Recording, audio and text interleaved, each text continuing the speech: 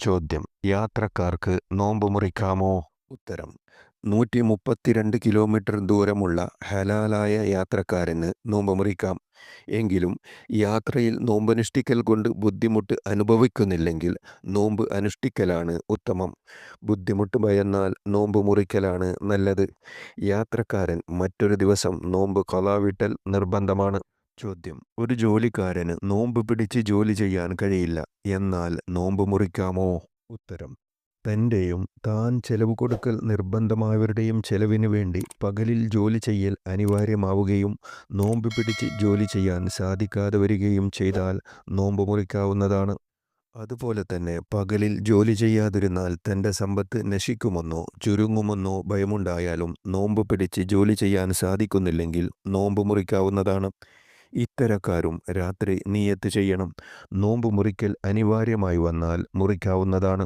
ചോദ്യം: തൊഴിലാളികൾ പിന്നീട് നോമ്പ് ഖളാ വീട്ടേണ്ടതുണ്ടോ? ഉത്തരം: ഖളാ വീട്ടൽ നിർബന്ധമാണ്. സൗകര്യപ്പെടും മുമ്പ് മരണപ്പെട്ടാൽ അവൻ കുറ്റക്കാരനല്ല. ഫിദിയയും വേണ്ട.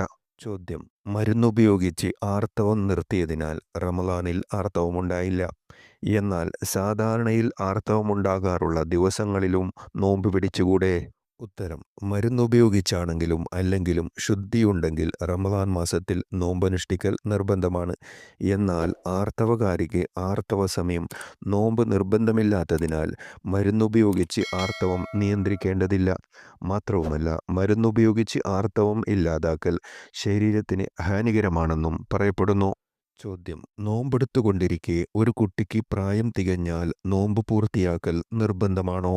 ഉത്തരം: അതെ, നിർബന്ധമാണ്. ചോദ്യം: നോമ്പില്ലാത്ത ഒരു കുട്ടിക്ക് റമളാനിന്റെ പകലിൽ പ്രായം തികഞ്ഞാൽ അന്നത്തെ പകലിൽ നോമ്പുകാരനെ പോലെ നിലകൊള്ളൽ നിർബന്ധമുണ്ടോ? ഉത്തരം: നിർബന്ധമില്ല, സുന്നത്തുണ്ട്. ചോദ്യം: നോമ്പിന്റെ പകലിൽ പ്രായം തികഞ്ഞവന് പ്രസ്തുത നോമ്പ് ഖളാ വീട്ടൽ നിർബന്ധമുണ്ടോ? ഉത്തരം: ഇല്ല, നിർബന്ധമില്ല. ചോദ്യം: നോമ്പ് മൂലം മരണം സംഭവിക്കുമെന്ന ഭയമുണ്ടെങ്കിൽ നോമ്പ് മുറിക്കാമോ? ഉത്തരം: അതെ. മാത്രമല്ല, നോമ്പ് മൂലം രോഗം മൂർച്ഛിക്കുമെന്നും ശരീരത്തിനോ ഏതെങ്കിലും അവയവത്തിനോ നാശം സംഭവിക്കും എന്ന ഭയമുണ്ടായാലും നോമ്പ് മുറിക്കൽ നിർബന്ധമാണ്. മരണം, അവയവത്തിൻ്റെ ഉപകാരം നഷ്ടപ്പെടുക പോലുള്ള ഭയമില്ലാത്ത രോഗം മൂലം നോമ്പ് മുറിക്കൽ നിർബന്ധമില്ലെങ്കിലും നോമ്പ് മുറിക്കൽ അനുവദനീയമാണ്. ചോദ്യം: അനുവദനീയമായ യാത്രക്കാരന് നോമ്പ് മുറിക്കാമെന്ന് പറഞ്ഞുവല്ലോ, എന്നാൽ യാത്രയുണ്ടായത് സുബഹിക്ക് ശേഷമാണെങ്കിലോ? ഉത്തരം: നോമ്പുകാരനായി സുബഹി വെളിവായി പിന്നീട് യാത്ര ഉദ്ദേശിച്ചു എങ്കിൽ നോമ്പ് മുറിക്കാവുന്നതല്ല. സുബഹിക്ക് മുമ്പ് തന്നെ നിസ്കാരം ഖസുറാക്കാൻ പറ്റുന്ന വിധത്തിൽ നാട്ടിൻ്റെ പരിധി വിട്ടുകടക്കണം. ചോദ്യം: വേഗത്തിൽ ഖളാ വീട്ടൽ നിർബന്ധമായ നോമ്പ്, ഖളാ വീട്ടിക്കൊണ്ടിരിക്കുന്ന നോമ്പ്, യാത്ര എന്ന ആനുകൂല്യം പറ്റി മുറിക്കാമോ? ഉത്തരം: പറ്റില്ല. ഖളായിൽ യാത്രയുടെ ആനുകൂല്യം ഇല്ല. ചോദ്യം: നോമ്പിന് എത്ര ഫർളുകളുണ്ട്? ഉത്തരം: 2 ഫർളുകൾ. 1. നിയത്ത്. 2. നോമ്പ് മുറിയുന്ന കാര്യങ്ങൾ ഉപേക്ഷിക്കൽ. നിയത്ത് എന്ന വാക്കിന് കരുതുക എന്നാണ് അർത്ഥം. കരുതൽ ഹൃദയം കൊണ്ടാണല്ലോ. മനസ്സിൽ കരുതാതെ അശ്രദ്ധയോടെ നിയത്തിൻ്റെ പദം നാവുകൊണ്ട് ഉച്ചരിച്ചതുകൊണ്ട് ഫലമില്ല.